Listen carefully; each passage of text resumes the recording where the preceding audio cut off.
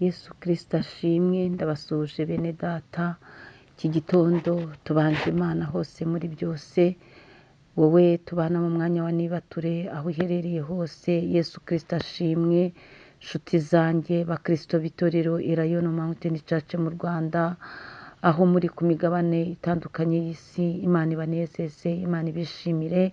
Iki gitondo rero ndimo mbasuhuza, ndakwinginze wowe tubana muri nibature, nyemerera ubatuke uhereze Imana icyubahiro, ubanze Imana hose, ubanze Imana mu byawe, ubanze Imana muri gahunda, ubanze Imana ku babisha bawe, banze Imana atuza ururimi rwawe, uvuge ngo Yesu Kristo ndagushimiye ko wandinze, ndagushimiye ko ungejeje kuri uyu munsi. Atuza ururimi rwawe, ushima Imana, nurangiza ubwire Yesu Kristo uti ngwino tugendane tubane, ubwire Yesu Kristo uti ngerera aho ntagera, ku bakomeye n'aboroheje, ku binduhije n'ibimbabaje. Mwami Yesu Kristo nurebeho kandi ungirire neza. Bwira Mwuka Wera, umujyanama w'ukuri, aganze mu mutima wawe. Ni ukuri ujye ubyuka wiragiza Imana, uhamagara ubwiza bw'Imana, uhamagara Imana muri wowe, hanyuma Imana nayo izabana nawe. Imana rero ishimwe. Iki gitondo twabanzaga Imana hose muri byose, turacyari mu mwanya wo gusenga Imana. Ni ukuri nta nyanda kwikababaje, mujye mureka dusenga Imana, kuko hari ibitugoye, hari ibituruhije, hari ibiruhije imiryango yacu, hari ibiruhije abana bacu. Nyemerera ujye ufata umwanya wiherere mu cyumba cy'inzu yawe, maze usenga Imana buri gitondo, ntukaburire Imana umwanya.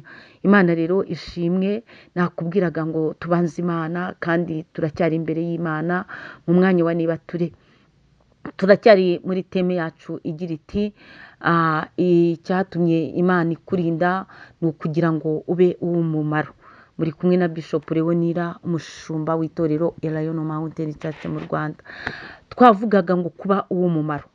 Iyo utari uw'umumaro uba uri igihombo, nawe ubwawe wakihombera. Hari abantu bihombera, hari n'abantu bihombesha.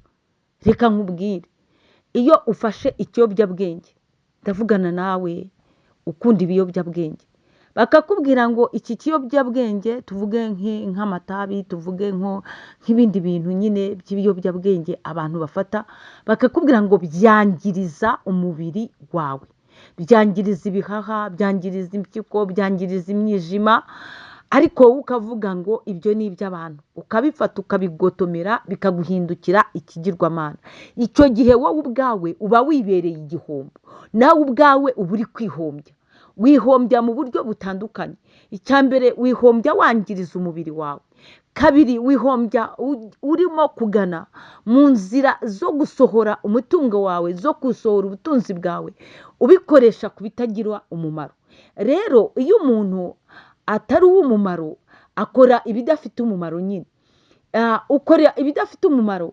Niba wubatse urugo,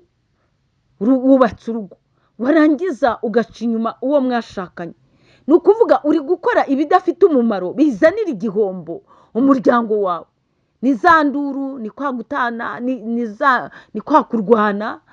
Niba abana babayeho batabana n'ababyeyi babo, icyo gihe iyo ukora ibidafite umumaro, uzanira igihombo umubiri wawe, ubuzima bwawe, ukazanira igihombo umuryango wawe na sosiyete muri rusange. Rero nakubwiraga ngo icyatumye Imana ikurinda ni ukugira ngo ube uw'umumaro. Ndavugana nawe, Imana yagiye kurinda ibintu bitandukanye, ariko ntabwo wabihaye agaciro, ahubwo uyu munsi ugaramye mu bidafite umumaro, ugaramye mu byaha, ugaramye mu byangwa n'amaso y'Uwiteka. Icyatumye Imana ikurinda ni ukugira ngo ukore ibishimwa n'Imana. Icyatumye Imana ikurinda ni ukugira ngo nawe utange amahoro mu bantu, ni ukugira ngo utange amahoro mu muryango, ni ukugira ngo utange amahoro kuri bene so, ni ukugira ngo ube uw'umumaro rwose. Iyo umuntu ari uw'umumaro, yifuzwa na benshi. Iyo umuntu ari uw'umumaro, akora ibituma abantu bagubwa neza. Icyatumye rero Imana ikurinda ni ukugira ngo ube uw'umumaro. Reka twihute dusome ijambo ry'Imana, igitabo cy'umuhanuzi Yesaya, ibice 48.